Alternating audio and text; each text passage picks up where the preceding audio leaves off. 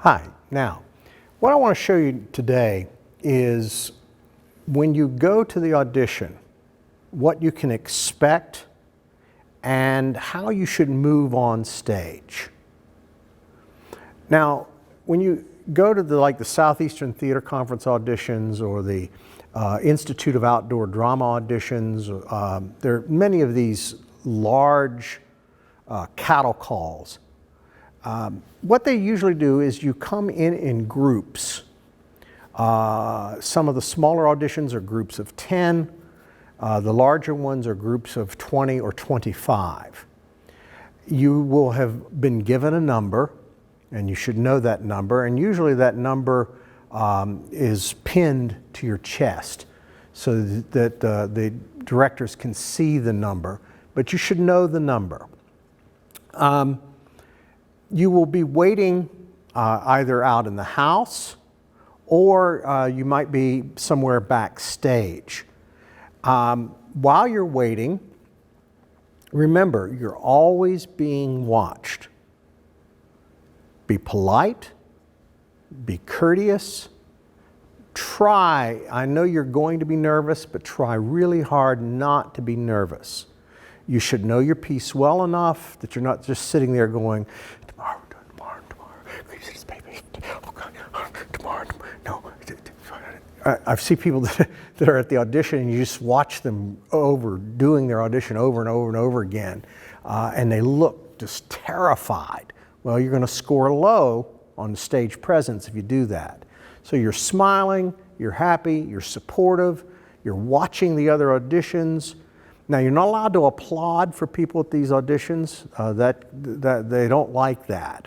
You usually can tell people who have not been at these auditions before because when someone else finishes, they're up there applauding them. No, but you can smile, show them that you liked what they did. When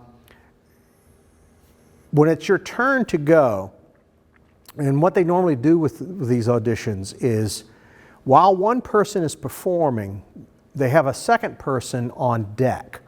So they're just off the stage or off to the side of the stage waiting to audition. Usually when you're on deck, they can really see you. You're not backstage. They can see you standing there or sitting there waiting to audition. And again, don't allow that to make you nervous. Show support to the person who is auditioning, and then you be ready to go. Now, I'm going to walk over here. We're going to pretend that this table is the piano. At these auditions, if you act, you get 60 seconds to audition. If you sing only, you get 60 seconds to audition. If you sing and act, you get 90 seconds. So you get a minute and a half to audition. What is suggested is if you sing, pick about 16 bars of a song, not more than that. Find a part of a song that you can sing easily, that you can hit every note clearly, that's in your range, and that you can sell. Because what you get graded on these is not so much how well you sing, but how well you sell the song. It's another acting audition. Do you act the song? Don't put any dance choreography in the song. Just stand still and sing it. 16 bars, and then you're out of there. Now, if you're really good at auditioning, if you're a really good singer, I know as soon as you open your mouth that you can sing well. If you're really bad at singing, I'll know as soon as you open your mouth that you're not very good. If you're mediocre, the longer you sing, the more chances you have of making a mistake. So get your 16 bars, get in and get out. Just like with the audition piece, with the song goes somewhere. The character has something to say.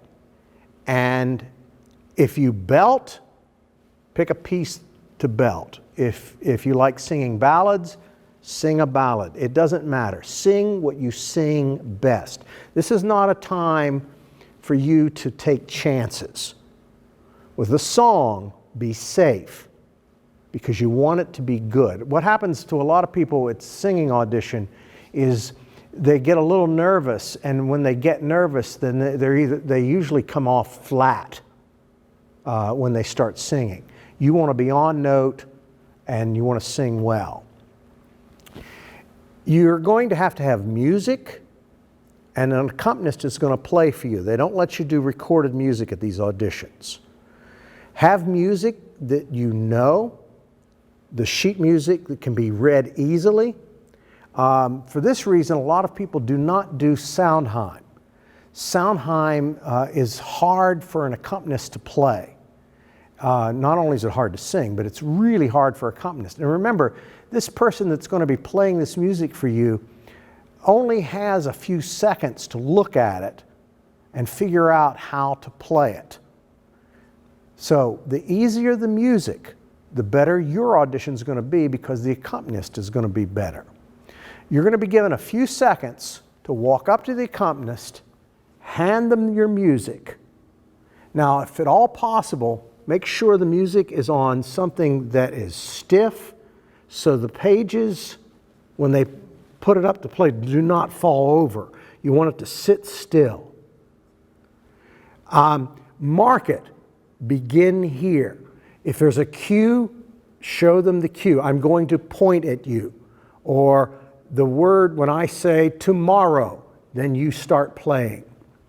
There should be a little intro, not a lot, a little intro into the song, and then you begin singing. Now, when you come up, you'll hand the person the music. As I said, you have a few seconds to go over it with them. Maybe the beat, talk about here's the speed that I need it, and they'll begin to play. They'll play exactly what's on the sheet. They will not transpose anything. They will not change it. They'll play exactly what you give them. So make sure you know that it's marked clearly and that it's in your key, in your range. Okay, so we're going to go through the audition. There's a person on stage. They are speaking. I am waiting off to the side. They finish. They'll come over. They'll collect their music, and then they'll leave.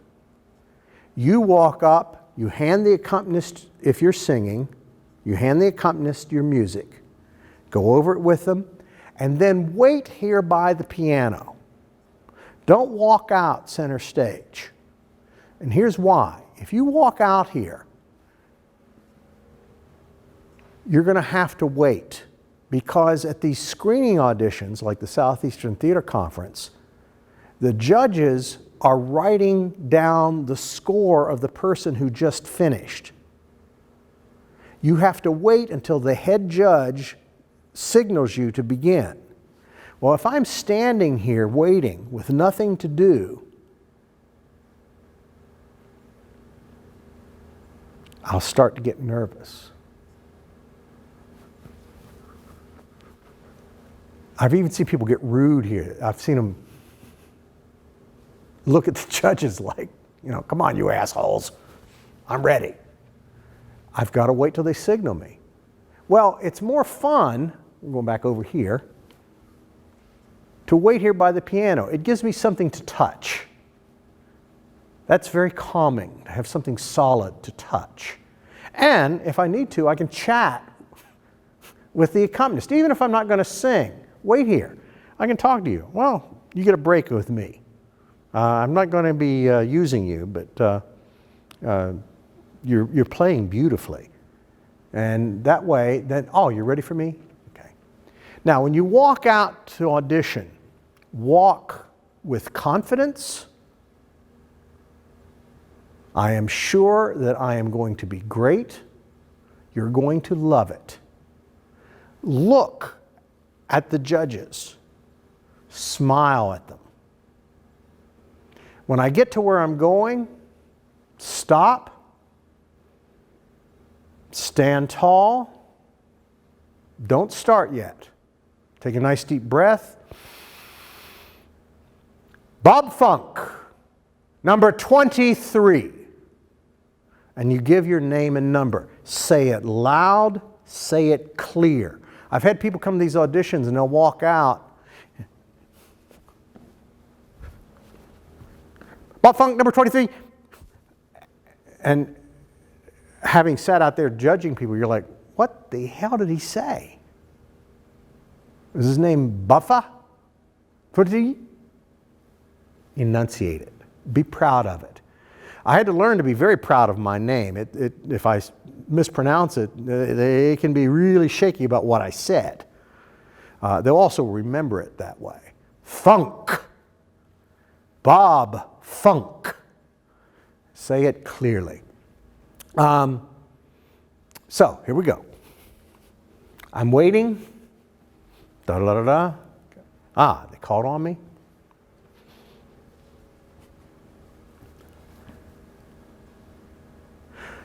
Big breath. Bob Funk, number 23. Then there's a small transition. I'm going to take another breath of air. And as I do, I'm going to change my center. I'm going to become the character. So I go from Bob Funk to character. Or Bob Funk to character. Whatever it might be, I'm going to change my center. This will allow them to see a change physically into the character. Also, by taking that breath, I'll start my monologue with power. So, Bob Funk, number 23. Thus I've politically begun my reign, and 'tis my hope to end successfully. The falcon now is sharp and passing empty, and until she stoop, she shall not be full gorged. So I become the character. I start playing the character, whoever that might be. Now, somewhere in that monologue, I should probably have a cross. One movement. Doesn't have to be a big one, but I want to go somewhere. I want to step somewhere. Again, to show that I can move. But make sure it's motivated. Don't move just because I'm telling you to move. Motivate that movement. I don't want a lot of this. I had a teacher in college called those penguin flips. Thus I've politically begun my reign, and 'tis my hope to end successfully. The falcon now is sharp and passing empty. It's as though there's a string tying your elbow in. If you're going to gesture, gesture. Make it complete. If not, don't gesture at all. Don't gesture until you have to. Again, it has to be motivated. Now, people ask me, is it okay to sit down? Well, yes. But remember, when you sit down, you bring your energy down with you. If you choose to sit, don't sit the entire audition piece. At some point, find a reason to get up. If you use a chair, let me show you what I want you to do. Before I begin my piece, starting again from over here, I'm going to set my furniture. So I come out. They usually keep the chair upstage. I go back to the chair, carry it with two hands, take it to where you need it, set it down, then move to your first position. If I'm going to start in the chair, I'm going to sit with my, I'll walk up, put my leg on the edge of the chair so I know it's there. Give my name and number. Bob Funk, number 23. Tomorrow and tomorrow and tomorrow. I will sit. That will be my transition into the character. Now, I've seen people do weird things with chairs.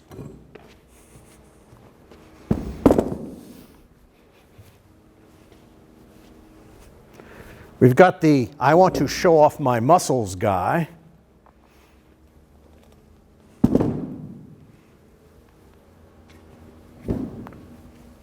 Then we've got the lazy guy.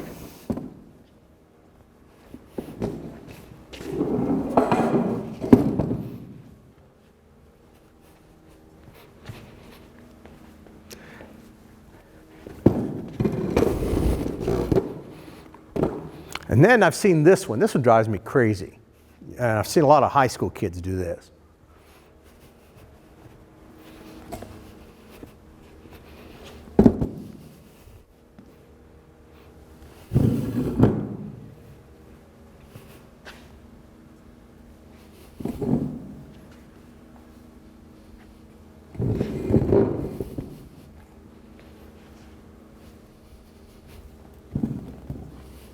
And then it becomes a whole story about this damn chair. You don't want that to happen.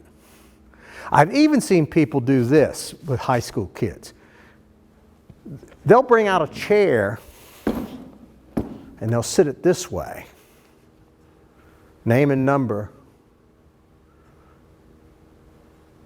Oh, mother, why did you leave me when I was 3, mother? I love you so much. You are the apple of my life. You are everything I've ever... And who's getting the focus here? The chair. The chair is going to win the audition, and they're not going to remember you because you're putting all your focus on the chair. I don't know why people do that. They also play the midget sitting in the chair. They look right here instead of looking at where their face would be. Don't play an audition piece to a chair. It's annoying. And that leads to the next thing I want to talk about. Where do I look? Okay. Set your character. Wherever they are, set them. And they're always out front. Don't use the blocking you use. Maybe you're doing a monologue from a play you've already done. Don't play it this way. Because if I start playing profile, I'm blocking myself off from the judges, from the directors. So I'm going to imagine the character that I'm playing out front, downstage of me. It's really important. They're downstage of me. That way, my face is open. Again, we want to see the eyes. Make the character that you're talking to a little taller than you. Well, look at the difference here. I'm doing this with the camera. Look at that versus this. Do you see a difference? Shorter, taller. Taller, my eyes should have opened up. If I make them a little taller, also it allows the light to hit my whole face. When I come and make the person shorter, the light is lighting the top of my head. Just by bringing it up, puts the light on my entire face. Uta Hagen talks about in her book on acting, if you have something that's imaginary on stage, hang it to something that is real. In other words, if I say, imagine there's light there and it's coming straight down from the light, that's where that person's going to be. I can be looking away from them and then come back right to where they are. Look away from them, come back to where they are, as opposed to I look away and then they're here one moment and they're there the next. Because it's an imaginary person, attach it to something that's real, and that way you always look in the same spot. It'll make it more believable. Watch unnecessary movement. You know, I can look kind of, this is kind of real, it's kind of real, but where's, I gotta go to the bathroom, man. Don't do the pee-pee dance. Stand still. Set yourself. And then, as I said earlier, don't move until you need to move. And when you move, move with purpose. If you do that, you're going to have a much stronger audition. Now, when you finish your monologue. Some people ask, should I do the song first or the monologue first? Doesn't matter. But you want to get their attention from the get-go, and you want to end with strength. So however you feel that you're going to do that, that's the way to go. But when I finish my audition piece, after I'm totally done, you're going to repeat your name and number again. So I say the last line of my monologue, come out of character, take a nice deep breath, smile. Bob Funk, number 23. You don't have to thank them. You don't have to say anything else. But when you give that name and number at the end, make them think that you had given a perfect audition. You are totally proud of what you just did. It went exactly as planned. I don't care if you forgot every line. When you finished, I meant to not say anything for 50 seconds. Now that may seem weird, but this is a true story. I had a student once, and he was a little strange guy who spoke with an affected British accent all the time, even though he was from Mississippi. And I'll make up the name, James Jones.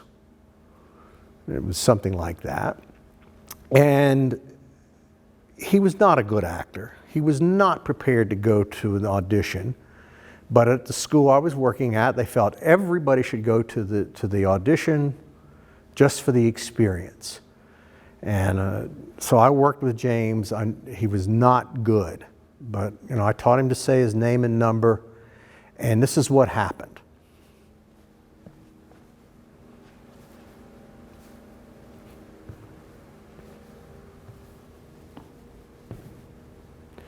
James Jones, number 57.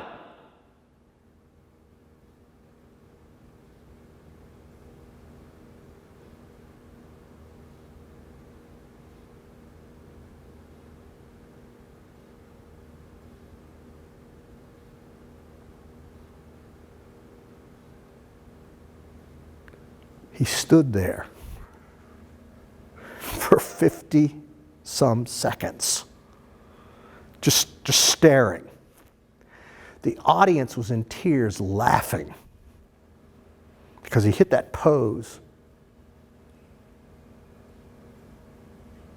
And he just stood there. And the audience is cracking up. I mean, they're dying.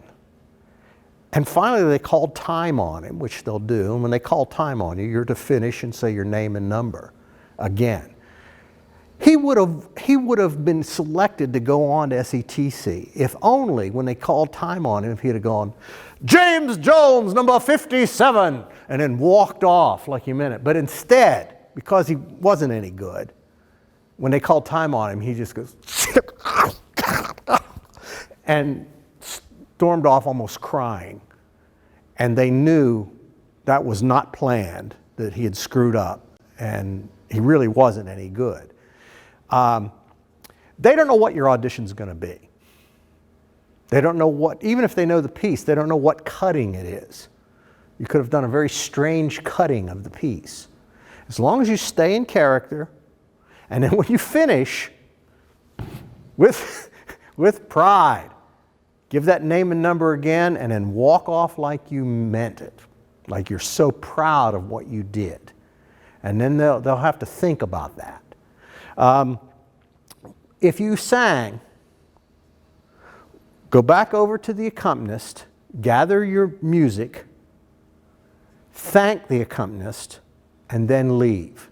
I don't care if they messed up every note.